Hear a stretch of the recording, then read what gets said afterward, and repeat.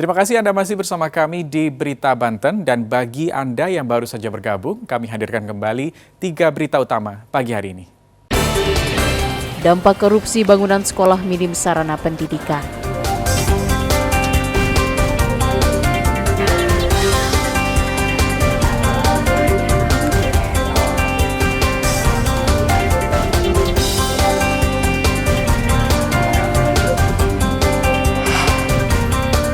Tekan polusi udara, siswa dan guru dihimbau tidak membawa kendaraan pribadi ke sekolah.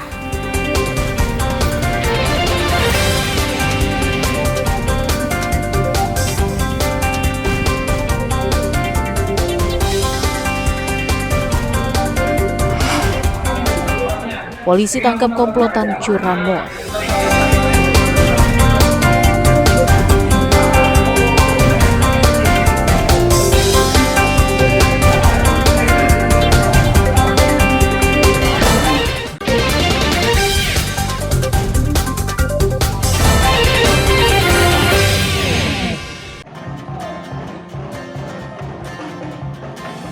Jika dilihat sepintas, penampilan anak-anak di panggung ini tidak ada bedanya dengan anak-anak pada umumnya. Namun setelah kita lihat dan dengar lebih jelas, anak yang tampil di atas panggung merupakan anak-anak yang memiliki keterbatasan. Walau anak berkebutuhan khusus, tapi dengan semangat dan kepercayaan diri, mereka berani tampil dan menunjukkan karya yang luar biasa untuk para orang tua yang hadir dalam acara ulang tahun Yayasan Anak Mandiri ke-15. Mereka menampilkan tarian-tarian tradisional seperti memainkan rampak beduk, menyanyi, hingga menampilkan dance modern.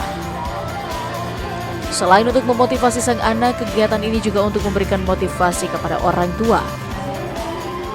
Pokoknya anak-anaknya luar biasa.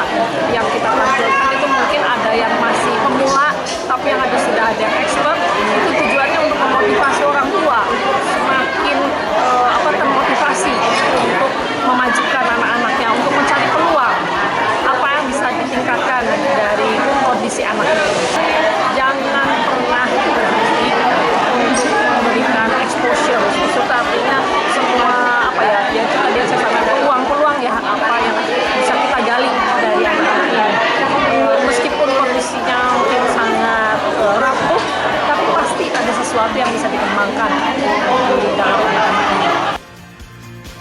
Para orang tua mengaku sangat senang melihat anaknya bisa tampil di atas panggung walaupun dengan keterbatasan.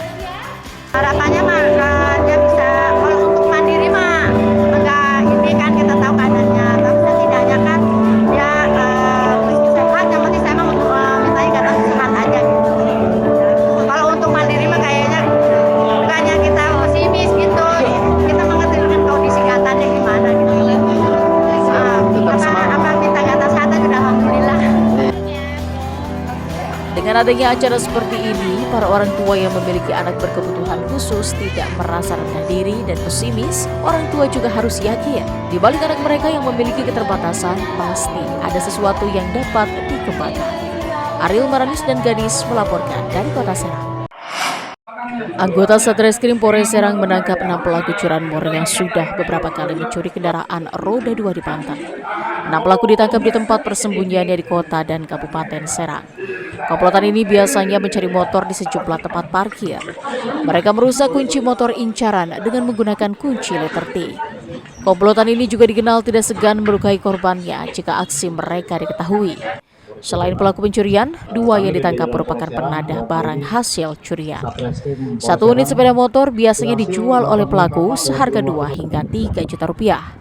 Dari tangan pelaku, polisi juga menyita sejumlah barang bukti berupa kunci letter T, 13 unit sepeda motor, dan 1 pucuk pistol rakitan.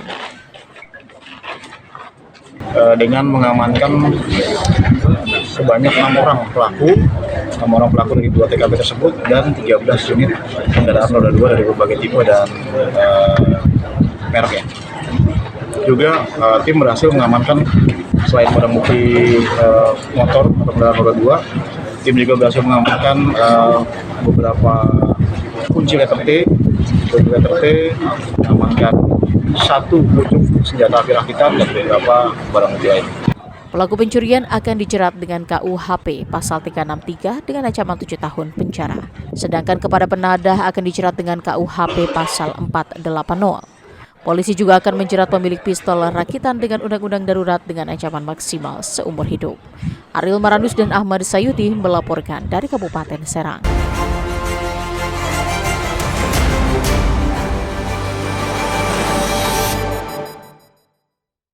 Kekeringan dampak El Nino di Kabupaten Lebak semakin meluas. Selain banyak lahan pertanian tidak bisa digarap, warga di 48 desa mengalami krisis air bersih.